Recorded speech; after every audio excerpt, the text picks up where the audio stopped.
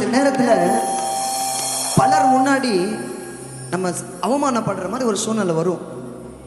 அந்த அவமானப்படுற மாதிரி ஒரு சில சூழ்நிலைகள் வரும்போது அந்த நேரத்தை எப்படி சமாளிக்கிறதுன்னு தெரியாது. என்னடா அவமானப்படுத்திட்டாங்களேன்னு சொல்லி மூஞ்சி எப்படி வச்சுக்கிறதுன்னு தெரியாது. ஆமாம் தானே? அந்த நேரத்தில் அதை சமாளிக்கிறதுக்காக ஒரு சின்னதாக ஒரு சிரிப்போம் தெரியுமா? அந்த சூழ்நிலை சமாளிக்கிறதுக்காக ஒரு சின்னதாக சிரிப்போம். ஆனால் அந்த சிரிப்புக்குள்ள ஒரு வழி மறைந்திருக்கும். எத்தனை பேருக்கு நம்புறீங்க? அந்த சிரிப்புக்குள்ள மறைந்திருக்கிற வலியையும் அறிந்தவர் ஆண்டவராகிய இயேசு கிறிஸ்து ஒருவர் மாத்திரமே.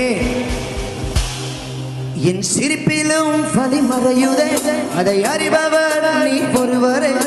என் அழுகையும் உம்மை துதிக்குதே,